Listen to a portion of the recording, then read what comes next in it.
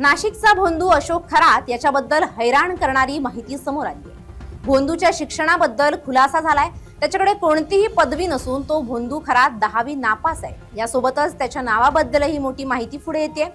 अशोक कुमार खरात या नावाने सध्या आपल्या कारनाम्यांमुळे चर्चेत असलेला अशोक खरात याचं शाळेतलं नाव लक्ष्मण होतं। 1995 मध्ये त्याने शाळेतून दाखला काढला। त्यानंतर गॅझेटद्वारे आपलं नाव अशोक केलं अशी माहिती समोर आली।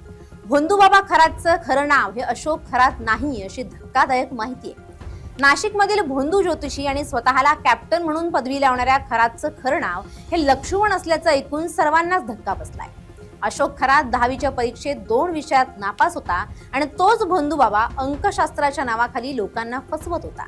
त्याच्याकडे येणाऱ्यांनी त्यांची जन्मतारीख सांगितल्यानंतर अंकशास्त्राचा अभ्यास असल्याचं सांगून वार आणि भविष्य सांगत होता असा त्याचा प्रवास होता। शाळेत लक्ष्मण असलेलं मूळ नाव नंतर अशोक झालं आणि नंतर त्याने अशोक कुमार हे नाव गॅझेट करून घेतलं।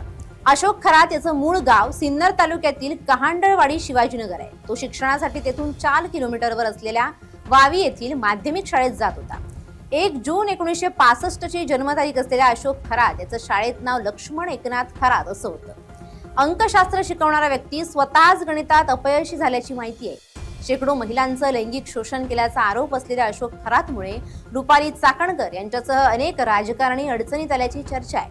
7 गुन्हे आतापर्यंत त्याच्यावर दाखल करण्यात आले आहेत। महिलांवर लैंगिक अत्याचार करतानाचे त्याचे काही फोटोही जगासमोर आहेत। हेच नाही तर राज्यातील मोठे अधिकारी आणि बड्या नेत्यांसोबत त्याचे घरचे संबंध होते।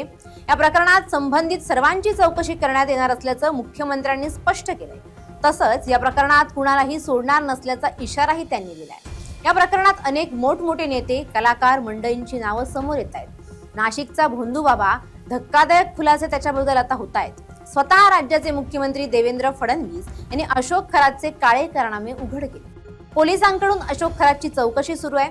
तोच खरात 10वीच्या परीक्षेत गणित विषयात चक्क नापास झाल्याचं उघड झालंय। अशोक खरातच्या शैक्षणिक वास्तव जे आहे ते समोर येते। 10वी परीक्षेत गणितात नापास झाल्याची माहिती आहे। गुणपत्रिकेनुसार एकूण 251 गुण, टक्केवारी सुमारे 35.88%, तर 39 मार्क्स मराठीमध्ये, 37 इंग्रजीत, 28 गणितात, 62 विज्ञानात, 38 समाजशास्त्रात आणि 47 हिंदीमध्ये गुण मिळाले होते।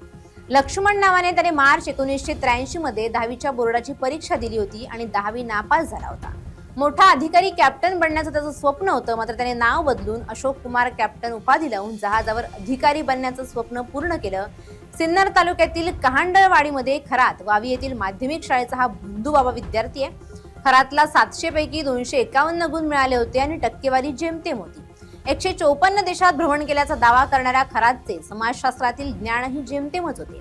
एसआयटी चौकशीमध्ये अशोक खरातनं नरबळी दिल्याचंही वकिलांना स्पष्ट केलं।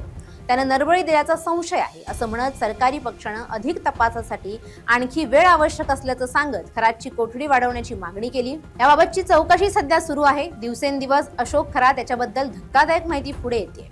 लैंगिक अत्याचार करतानाचे 100 पेक्षा अधिक व्हिडिओ पोलिसांच्या हाती लागले आहेत। अशोक खरातचे धागेदोरे हे राजकीय बड्या नेत्यांसोबत असल्याचं स्पष्ट झालंय। विदेशात पळून जाण्याच्या तयारीत असलेला भोंदू अशोक खरात याला अत्यंत शिताफीनं पोलिसांनी अटक केली। विशेष म्हणजे अत्यंत गुप्तता पाळत पोलिसांकडून ही कारवाई करण्यात आली। गेल्या अनेक वर्षांपासून भीती घालून हा महिलांवर अत्याचार करत लहान मुली गरोदर महिला देखील या लिंग पिसाळ अशोक खरातने सोडल्या नाहीत। त्याची इगतपुरी कनेक्शन आणि भोंदू गुरुची माहिती समोर आली आहे। एसआयटी या प्रकरणाचा वेगानं तपास करत आहे, ज्यात खरातला गंडेदोरे पुरवण्याचा गुरुची चौकशी सुरू आहे। 183च्या 10वी परीक्षेत त्याला फक्त 35.86% गुण मिळाले होते। तरीही भविष्य आणि अंकशास्त्राच्या नावाखाली लोकांची फसवणूक करत होता। 10वी नापास असलेला अशोक खरात याने मोठी जंग मालमत्ता लोकांना पागल बनवून कमवली। राज्यातील अनेक भागात भोंदू खरातच्या मालमत्ता आहे। Bureau report, LS Marathi.